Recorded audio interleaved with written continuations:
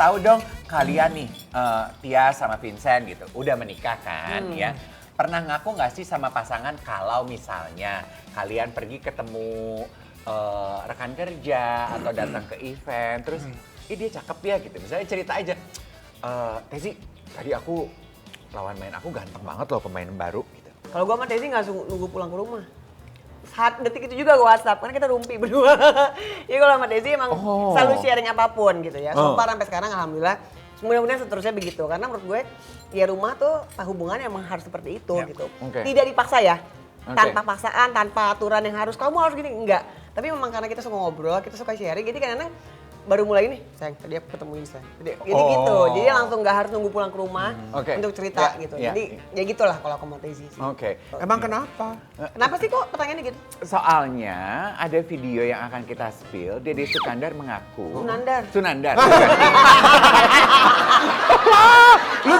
Lu tuh di spill itu seneng banget tuh ganti-ganti nama orang. Dede Sunandar, maaf ya Mas Dede. Mas Dede mengaku baper sama Elsie. Sama Elsie? Elsie, Ladies Companion. Bukan Elsie nama orang ya? Bukan. LSI ya, bukan. Ya? Maksudnya beneran Elsie? Beneran Iya, Elsie. dia Elsie kan baper. biasanya ada di karaoke gitu kan. Iya, gitu kan. dan tugasnya Elsie kan memang untuk menemani, service. Baper cuma ketika dia datang langsung baper? Iya. Mas Dede coba sebut namanya deh, biasanya mereka teman-teman aku. Dia mana gitu ya? teman-temannya dia Karaoke Hendrik, Elsie. mana? Karaoke mana? Bilang. Coba sebut. spill. Memang biasa laki-laki kalau banyak uang rese. Suka lupa. Suka lupa. Nah, itu Bukan rese, jadi royal banget sama Elsie. dan maaf ya. Standar tips gitu ya Dan kan? maaf ya, biasanya Elsie udah bisa ngendus laki-laki yang lagi punya banyak duit. Ini makanya nih ada komentar netizen nih. Ya begitulah laki nggak punya uang banyak gaya, banyak uang makin bergaya. Terus? Ada yang bilang pantas banget Bang Dede redup pas punya uang lupa sama bini. Cuplikan yang tadi kita spill itu tuh cerita lalu. Dia menceritakan cerita lalu. Iya Sekarang, maksudnya netizen Tapi juga memang yang sudah dulu. menikah. Waktu menikah itu. oh, tapi sekarang dia kali udah nggak pernah naksir Elsie. Enggak. Mungkin nggak? Dia Naik sudah kelas. naksirnya Ana. Bukan Elsie tapi Ana. Frozen kali ya. Oke, pengen tahu apa pendapat kita mengenai pepatah yang bilang suami itu diuji ketika lagi banyak uang, sementara istri diuji ketika suami tidak punya uang. Ya, kalau gue setuju. Setuju sih gue. Ya, of course Setuju, lah. tapi ya tergantung menilainya gimana ya. Kadang-kadang Oke. benar. Suami diuji ketika lagi banyak uang, itu dia. Suami-suami atau laki-laki biasanya kalau lagi banyak uang suka lupa. Lupa daratan, lupa rumah, lupa istri Iya. gitu kan. Iya. Nah kadang-kadang impactnya kenanya ke istri. Iya. Mungkin dia habis itu uangnya nggak ada. Iya. Uang bangkrut nih istilahnya gitu. Oh. Yang kena kan di rumah pasti istrinya. Suami diuji ketika lagi Jadi banyak banyak uang. Yes, tapi if the marriage, pernikahan itu tiba-tiba suami udah punya banyak uang tapi pasangannya nggak punya uang, ini berarti udah salah satu faktor yang memang diterima dari awal dong sama Iya. istrinya. Itu satu. Bener. Kedua, sedangkan istri diuji ketika suami nggak punya uang. Nah, ini kan kita balikin lagi. Emang di awal pernikahan ini suaminya punya uang? Atau enggak nih? Kalau umpamanya iya, kejam juga istrinya mau ninggalin ketika suaminya lagi down. Ya. Ya kan? Iya. Tapi balik lagi, down-nya kenapa? Financial business, bankruptcy, paham, itu susah. Tapi suami udah membuktikan dong bahwa dia memang bisa, dia mampu nih untuk bikin geraha yang gede, you know, like an empire. Dia mampu. Nah, tapi kalau lakinya punya uang terus uangnya akhirnya ke Buat yang Elsie. ke Elsie gimana tuh? Nah, itu mah Nah, itu baru ujiannya Itu bini. ujian istri. Ya itu gatel berarti. Gue juga pengen tanya ini, sulit ya ternyata membicarakan mengenai kekayaan, Iya uang sih. sebelum Tolak going into ukurnya marriage. susah juga, tolak ukurnya. Kalian melakukan itu gimana caranya waktu kawin? Satu tujuan maksudnya kan aja. ini udah ronde 2 nih Iya. buat kamu sama buat kalian. Satu tujuan aja sih sebenarnya. Aku mau nikah karena kenapa? Karena pengen punya istri, pengen punya anak. Ya udah, untuk menghidupi istri dan anak tuh apa sih yang kita harus lakuin? Ya. Apa sih tanggung jawabnya kita? Apa sih yang kita nggak boleh melupakan saat kita menikah? Ya. Kalau emang aku secara mental dan secara mentally, physically nggak siap, mending aku dari dulu nggak nikah. Mending aku masuk, ke klub, main LC.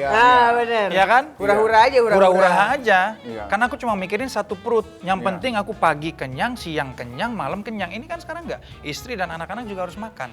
Nah, di situ aku jadi mikir, ke perut Elsie atau ke perut anak-anak nih?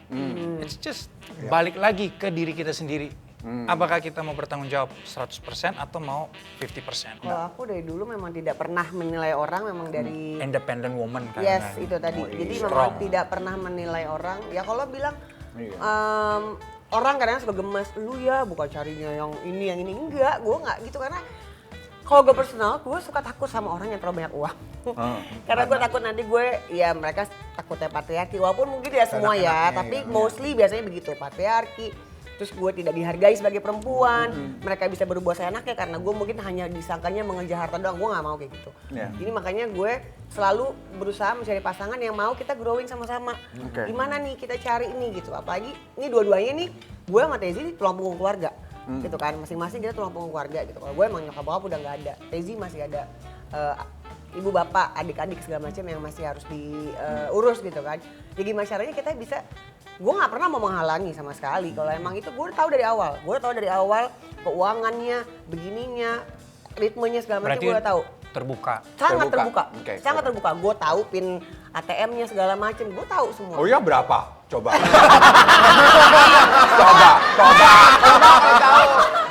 Gue cuma butuh nyaman sih, gue butuh ya bukan Love dibilang and kayak affection-nya bener, lah, karena gitu. the money you make yourself Iya, sendiri. sama. Karena menurut gue ya harta Tapi itu bisa bahaya, aja. karena itu kalau wanita terlalu dominan, itu Enggak, juga tapi nggak diinjek-injek. dominan. Belum tentu dominan. Iya, tapi Pasti ada dominannya dong. Iya. Nggak mungkin from your enggak. point of view dia termasuk wanita yang dominan ya? The moment wanita punya uang pasti ada merasa dominannya. Nggak mungkin nggak, walaupun dia menyatakan, oh enggak kok, trust me, yes. Ya, pasti ada. Berarti istri lu juga perempuan yang dominan dong? Kan istri Jedar. lu juga Jedar. Iya udah dong, punya waktu ketemu kan istri. Jedar kan udah punya uang. Uangnya udah banyak, karirnya sebagai... Bagus, berarti itu menjadi patokan di mana saya harus mengimbangin diri Betul. biar dia santai. Nah, bagusnya begini, ada yang malah iya udah bini gue aja yang kerja. Nah itu yang kadang-kadang nggak punya otak namanya. Kita di sini juga punya videonya Deddy Corbuzier yang Oh, jangan banyak yang uang. punya Oh, nempel sama perbedaan gue. cowok sama cewek ketika banyak Ya uang itu ampun, apa sih? Nih kita spill. Nah ada yang bilang nggak punya duit juga tetap yang dicari cewek Aja, sana sini. aja itu aja. Aja. Ah. Oke, ada juga yang bilang apa tuh? Tapi laki yang tinggi kualitas meskipun banyak uang dia akan cukup dengan satu wanita saja. tahu nggak ada satu selebriti juga yang pada akhirnya dia memutuskan sama istrinya yang jualan itu loh, yang jualan apa namanya cilok, konten. siapa namanya? Sidik Edward. Seperti selebriti Sidik Edward sama istrinya. Itu sih luar biasa banget loh. Gue beli loh waktu itu pas lagi Beli nggak kan sengaja ciloknya. ketemu di jalan di depan Anda. Lo tau apa? Kemarin ini sempat viral karena kan Sidik jatuh banget kan. Banget jatuh, dari dia punya segalanya dia jatuh. Istrinya itu yang pegang tangannya dia, bahkan nggak malu barengan untuk jualan cilok. Sampai sekarang berjuang akhirnya dia punya mobil. Jualan gerobakan loh. Jual dan sampai sekarang masih jual gerobakan. Kayak Raffi Ahmad kan juga sempat ada tuh pengakuan, dia kalau dapat rezeki itu dia katanya berdoa ya sama istrinya. Aduh Tuhan akan dapat cobaan apa Nagitanya. lagi. Oh Nagitanya ya Nagitanya begitu. yang malah worry kalau misalnya lagi dapet rezeki banyak malah dia kaget. Bukan kaget, malah berdoa. Malah Cobaan apa lagi cobaan yang apa akan lagi nih, terjadi? gitu. Saya punya solusi untuk Raffi. Kalau lu dapat duit banyak, jangan Bagi-bagi. kasih ke istri lu, kasih ke kita aja. Bagi, jadi cobaannya bagi-bagi. Iya, jadi nggak khawatir istri lo Iya, begitu ya. selesai. Kita spill videonya ya. Ini maaf ya, nggak bermaksud mengorek-ngorek cerita lalu. Tapi kan kamu kan juga di antara kita berempat, kayaknya kamu yang punya kedekatan lebih. Dia tuh sebagai pribadi tuh kayak gimana sih orangnya? Tadi kan kita ngomong, how you deal with money biasanya symbolize how you deal with life. Raffi Ahmad dengan uang. Ya dulu gue sama dia tuh 20 tahun yang lalu kayaknya. Zaman dia Jadi Zaman beda duit banget. ginian, Nek. Tapi udah mulai Masih naik. dijemput sama becak kali ya. Enggak, udah punya inilah, punya mobil, punya rumah. Tapi memang beda, nggak seperti sekarang. Cuman satu yang one thing for sure yang nggak pernah berubah dari Raffi adalah kebaikan. Kebaikan ya? Kebaikan. Oke. Nah kalau kita... Kebaikannya sama perempuan-perempuan yang banyak itu. Gini, kebaikannya Nggak, tapi dia dengan... baik banget emang udah. Baik. Iya, ya orang yang baik itu juga menakutkan sih buat gue. Baik sama siapa? Kalau baik sama semua orang, Oke. Oh, oke.